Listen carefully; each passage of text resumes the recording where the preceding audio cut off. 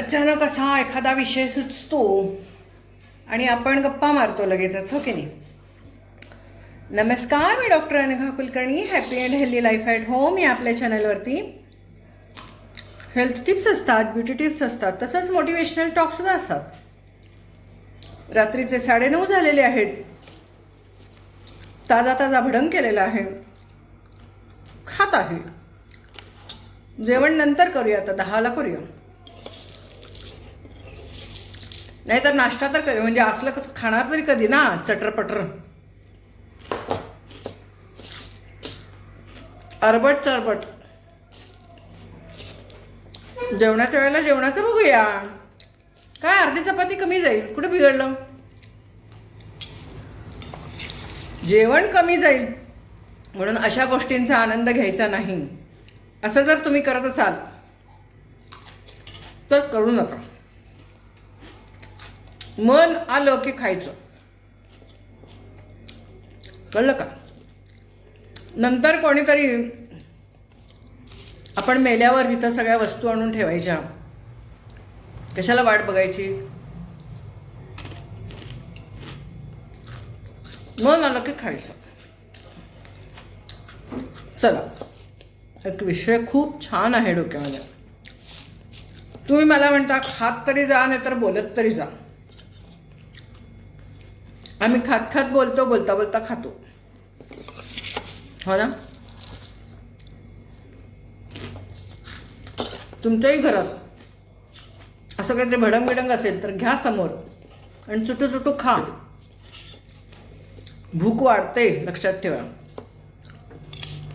भूक कमी होत नाही, तोंड चाळवलं जातं ना, खावंच वाटतं. विषय हा होता की एक बातमी ऐकली मी की एका सुविद्य फॅमिली, परदेशात राहणारी वगैरे वगैरे, सुविद्य,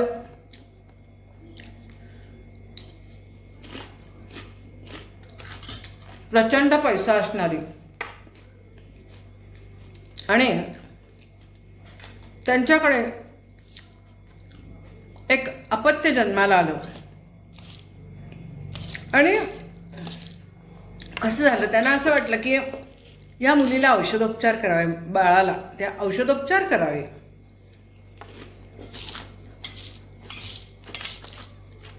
नेहमीसारखं नॉर्मल बाळ जन्माला नाही आलं त्यांच्याकडे. मग ते तसं नॉर्मल करण्यासाठी, त्याला ट्रीटमेंट चालू करण्यासाठी त्यांनी सगळ्या डॉक्टरांच्याकडे गेले. डॉक्टरांनी सांगितलं की म्हणावं तसा ह्याला फरक पडणार नाही, ॲक्सेप्ट इट. मी मागे एकदा तुम्हाला सांगितलं होतं मंकू आणि वेदूबद्दल. त्यांच्या आईवडिलांनी ते ॲक्सेप्ट केलं. दोन्हीही मुलं वाढवत आहेत ते. तसंच काहीतरी होतं असं काही वेळेला. मुलं नॉर्मल जन्माला येत नाहीत, काहीतरी कमीपणा घेऊन येत, कमीपणाच राहतो त्यांच्या वाढीमध्ये. तसंच त्या फॅमिलीमध्ये त्यांना असं वाटलं की ह्या बाळावरती उपचार करावेत.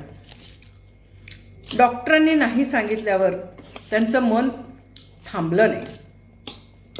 त्यांच्या मनाला वाटलं काही इतर बघावं, इतर सुद्धा काही उपचार होतात काय बघावे. काय असते, मन इतकं दुर्बल होतं, इतकं इमोशनल होतं, सेन्सिटिव्ह होतं की त्या क्षणाला कोण काय सांगेल ते खरं वाटतं. तसंच झालं त्यांच्या बाबतीत.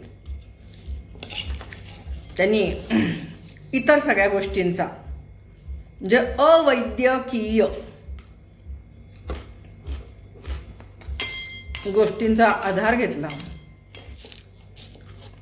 आणि त्यामध्ये ते वाहवत गेले त्या बाळाच्या प्रेमापोटी. सांगणाऱ्यांनी त्यांना सांगितलं इतके पैसे घालावे लागतील, तितके पैसे घालावे लागतील, असं करावं लागेल, तसं करावं लागेल. आशेपोटी, बरं होण्याच्या आशेपोटी त्यांनी घरदार सगळं त्याच्यामध्ये घालवलं.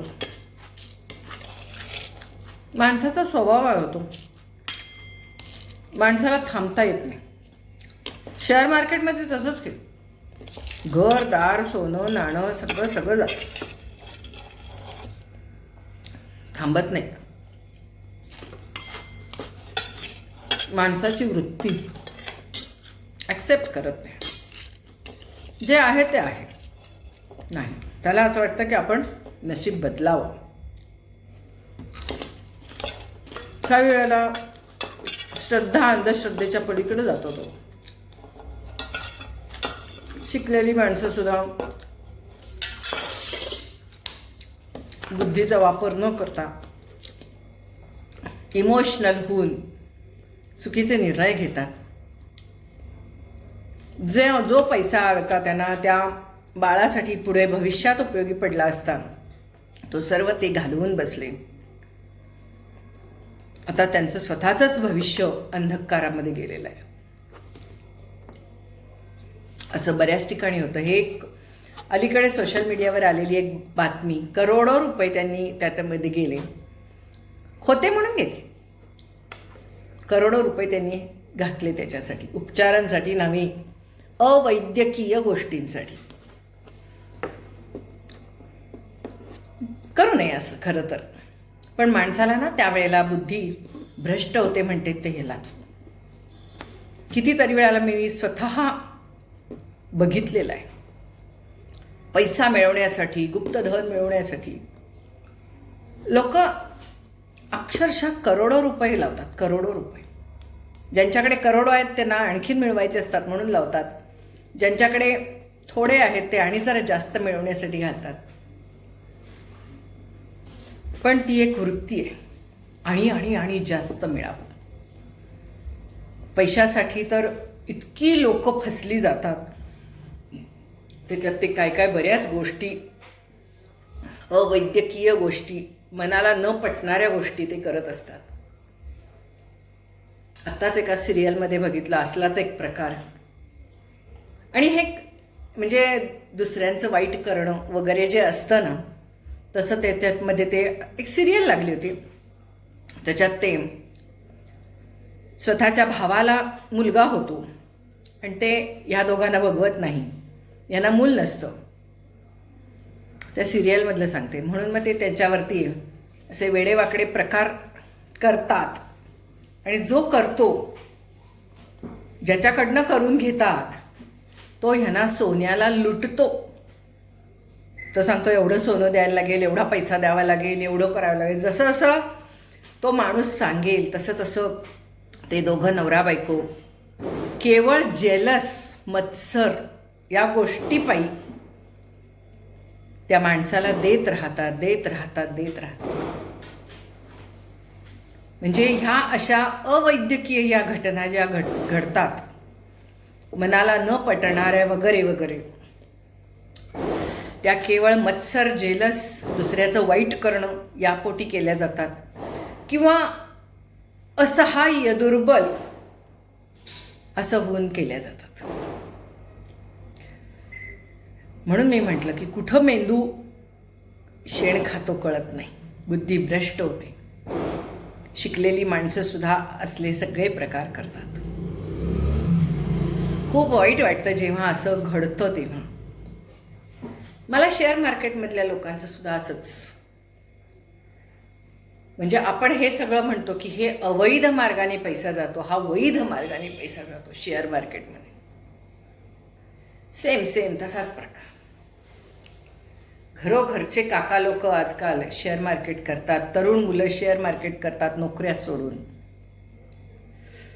आणि सगळं घालवून बसतात. एक तर पैसा अडका जातो, ते जे काही शिकलेलं असतात ती बुद्धी जाते, जे काही ज्याच्यामध्ये त्यांनी करिअर करत असतात ते करिअर सगळं बर्बाद होतं. सोशल कॉन्टॅक्ट पूर्ण म्हणजे पूर्ण या सगळ्यामध्ये शून्य होतो.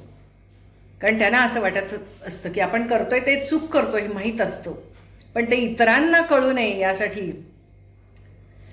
एकटं राहायची त्यांची एक वृत्ती तयार होते. आपण काय करतो ते कुणाला कळू नये. आणि आपण खूप काही चांगलं करतो, खूप काही आहोत, आपण खूप महान आहोत आणि आपण जे काही करतो त्यात यशस्वी आहोत असं त्यांनी स्वतःवरतीच एक मुखवटा चढवलेला असतो स्वतःसाठीच, आणि त्याला ते स्वतःच भुललेले असतात. सर्वांना कळत असतं की हे चूक आहे, चूक आहे, पण ते समजून घ्यायला तयार नसतात. जवळजवळ शेअर मार्केटमधले मॅक्झिमम जास्तीत जास्त लोक ही अशी करतायत. तरुण म्हातारे सगळे सगळे त्याच्या आहारी गेलेले आहेत आता. आणि त्यामुळे स्ट्रेस, डिप्रेशन, लपवून सगळं करतात ना. समजा इतर काही धंदा केला तर तो दिसतो तरी, पण ह्याच्यात काही दिसतच नाही. सगळं लपवून खोटं बोलणे, ह्या सगळ्या गोष्टी याच्यामध्ये होतात. सगळ्या निगेटिव्हिटींचं आगर आहे आत्ता ते शेअर मार्केट. सगळ्या निगेटिव्हिटी, खोटं बोलणे, गुप्तता राखणे, पार्टनरला फसवणे, घरच्यांना फसवणे, स्वतःला फसवणे, तब्येतीची धुळधाण करून घेणे, एका ठिकाणी बसून बसून दिवस रात्र झोपेचं मात्र करणे, ह्या सगळ्या गोष्टी आत्ता चालू आहेत. डिप्रेशन, अँझायटी, डिप्रेशन, दिवसातनं किती वेळा ह्यांचा हा प्रकार चाललेला असतो कोणास ठाऊक, शेअर मार्केटवाल्यांचा. तसंच आहे, एक हवेपोटी चालू आहे ते लोभ आणि हाव, आणि स्वतःचं अपयश मान्य करत नाहीत त्याच्यात. आज 2,000 रुपये गेले तर उद्या त्यांना असं वाटतं की आपल्याला 5,000 मिळतील, आणि दुसऱ्या दिवशी ते 10,000 घालवत असतात. अशीच ह्या किमती कधी लाखात जातात कळत नाही. सगळं सगळं घालवून बसतात. हे सगळं मोह, लोभ आणि स्वतःला फसवणे, हे स्वतःला फसवत असतात. तसं त्यांच्या एक बुद्धीवरती एक पडदा आलेला असतो, जसा डोळ्यावर येतो तसा, आणि ह्या गोष्टी करत राहतात. आणि त्यांना असं वाटतं जुगार खेळणारा माणूस कसा, नाही पुढचा माझ्या बाजूने डाव लागेल, पुढचा माझ्या बाजूने डाव लागेल, असं म्हणत जुगार खेळत जातो आणि हरत जातो. त्याच्यामध्ये सगळं उद्ध्वस्त करून बसतो संसार. तसंच ह्या शेअर मार्केटचं आहे. आणि तसंच म्हणजे स्वतःच्या बुद्धीच चालवत नाहीत. बुद्धीवर कसलं पांघरून घेतात हे कुणास ठाऊक. हे जे अवैद्यकीय गोष्टी करतात, जेव्हा डॉक्टर सांगतात की यावरती काही इलाज होणार नाही, त्यावेळेला काहीतरी अशा चुकीच्या गोष्टींच्या आहारी जातात, बळी पडतात अशा गोष्टींना. शिकलेली सवरलेली माणसं सुद्धा सगळं आपलं घालवून बसतात, आणि हे कुणाला ते सांगत नाहीत. कारण की लोक सांगतात ना त्यांना लगेचच, अहो असं काय करताय, हे असलं काय करायला लागलंय, गप्प बसा, शांत बसा, काही करू नका. आणि आपण चुकतोय हे लोकांना कळू नये म्हणून ह्या गोष्टी ते कुणालाही सांगत नाही. अवैद्यकीय गोष्टी किंवा ज्या गोष्टींना मान्यता नाही आहे अशा गोष्टी कोण करतं? स्वतःला फसवत असहाय्य, दुर्बल आणि अति इमोशनल लोक. आणि ती दलदल आहे हो, एकदा तुम्ही त्या दलदलीत पडला तर त्याच्यातनं बाहेर पडूच शकत नाही. सांगणारी माणसं तुम्हाला सांगत जातात, हे आणि जरा एवढं करा, झालंच आलंच म्हणत सगळं जातं. तसंच ते करोडो रुपये आपल्या बाळाच्या ट्रीटमेंटसाठी ते घालतात, करोडो रुपये घालतात, आणि सगळं त्याच्यामध्ये घरदार उद्ध्वस्त होतं. आणि आता त्याच्यानंतर त्यांना बुद्धी सुचते की आता आपण ह्याच्याबद्दल तक्रार करावी. पण एक लक्षात घ्या, जेव्हा अशा गोष्टी घडत असतात त्यावेळेला तुम्हाला एक मन सांगत असतं, नको, झालेलं झालं, गेलेलं गेलं, झालं नुकसान तर होऊ दे, पण थांब, कुठंतरी थांब, एक मन सांगत असतं. पण त्या मनाला कायम दडपलं जातं. नाही, मी करतो तेच खरं. अहंकार एक असतो ना, माझंच खरं, मी करतोय ते बरोबर आहे, हा खोटा, एक खोट्या गोष्टींना आपण म्हणतो ते बळी पडले, त्यांना फसवलं, असं कोणाला फसवू शकत नाही. तुम्ही फसवले जात असता, तुम्ही स्वतः फसता, स्वतःहून फसता. समोरची माणूस तुम्हाला फसवत नसतात, ते त्यांचा उद्योग करत असतात, ते सांगत असतात. तुम्हाला बुद्धी असते, तुम्हाला डोकं असतं, कधी थांबायचं कळत असतं तुम्हाला, कधी थांबायचं कळत असतं, पण तुम्ही थांबत नाही. कारण तुम्हाला असं वाटत असतं की नाही नाही होईल, ह्यातनं काहीतरी निघेल, पर्याय निघेल. थोडक्यात कशासाठी हे सगळं? तर जे वर्तमान आहे, जी परिस्थिती आहे, ती स्वीकारायची मनाची तयारी नाही. स्वीकारायची मनाची तयारी नाही. लोक सगळ्यातनं असं वाटतं की नाही आपल्याला सुखच असावं, सुखच यावं. दुःख भोगायची तयारीच नाही कोणाची. असं वाटतं की नाही याच्यातनं बाहेर पडायचं आणि सुखच मिळवायचं. आनंदासाठी आणि सुखासाठीच हे जीवन आहे आणि आनंद आणि सुखासाठीच आपला जन्म झालेला आहे. हे जे वाटतं ना प्रत्येकाला, त्यातनं बाहेर पडलं पाहिजे. आपलं जीवन हे आनंद आणि सुखासाठी नाही आहे. आपलं जीवन हे जीवनातले चढ उतार, सुख दुःख भोगण्यासाठी आहे. मग भलेही त्याला आपण मागच्या कर्मांची फळं वगैरे म्हणू, पण तेही तुम्हाला समजा मानायचं नसेल, नका मानू. पण आयुष्यात जी काही सुख आणि दुःख येणार, तुमचा एकच एक दिवस कायमस्वरूपी राहणार नाही. तुमच्या मनाप्रमाणे काहीच होणार नाही आणि तुम्हाला असं वाटत राहतं की माझ्याच मनाप्रमाणे झालं पाहिजे, माझ्याच मनाप्रमाणे झालं पाहिजे. आणि ह्या एका अट्टहासापोटी सगळं आयुष्य उद्ध्वस्त करून घेतात लोक. कशी ही शिकलेली माणसं सुद्धा बळी पडतात. कसा मोह होतो, इतका मोह, इतका लोभ, इतकी आसक्ती, इतकं अज्ञान. आणि म्हणून मी नेहमी तुम्हाला म्हणत असते, थोडासा एक माणसाचा देवावर थोडा विश्वास पाहिजे. ती जर का थोडीशी ताकद असेल ना आपल्याला, की ह्या अशा चुका घडत नाहीत, असं आहारी जात नाही माणूस. त्यानं जे मला दिलेलं आहे ते ॲक्सेप्टेड, मान्य आहे, तो माझ्यासोबत नेईल, मला ही नौका पार करून नेईल जीवनाची, हा विश्वास पाहिजे. जी परिस्थिती आहे त्याला पुढं जायची इच्छा पाहिजे. आपल्या मनाप्रमाणे आम्ही त्या दिशेला जाणार, ज्या दिशेला आम्हाला जायचंय, हे शक्य नाही. आपली नौका भरकटलेली असली तर त्या पद्धतीनेच गेलं पाहिजे. कुठे ना कुठेतरी नौका पार लागेल, नाही तर डुबेल. पण या सगळ्या गोष्टीसाठी हे सगळं होत असताना आपण लढणं, कठीण परिस्थितीला तोंड देणं, सामना देणं धैर्यानं, हे जास्त महत्वाचं आहे. या सगळ्यातनं बाहेर पडण्यासाठी किती ते ससे होलपट आणि किती ते स्वतःचं जीवन तर होरपळून जातं. ह्याच्यात आपली फॅमिली सुद्धा सगळी रसातळाला जाते. मी ती घटना जेव्हा ऐकली की ट्रीटमेंटसाठी कुठला तरी चुकीचा मार्ग घेतला आणि त्याच्यामध्ये सगळं गेलं, मिळवण्यासाठी किती कष्ट करता तुम्ही, तेव्हा बुद्धी वापरता आणि घालवता. आणि आता ह्याच्या पुढे काय? विचार करण्यासारखी गोष्ट आहे. माणसाला कुठे थांबायचं कळलं पाहिजे. समजा काही लॉस झाला, तोटा झाला, तरीही जाऊ दे, आता थांबलं पाहिजे आपण, हे कळलं पाहिजे. पण माणसं अशी, ते कसं सुनामी आली की सगळं कसं वाहून जातं, तशी वाहून जातात. पण अशा सगळ्या सुनामीमध्ये सुद्धा एखाद्या नारळाच्या झाडाला घट्ट धरून बसलेला माणूस 7 दिवसांनी सुद्धा जिवंत सापडतो. ह्याही चमत्काराच्या घटना होतात.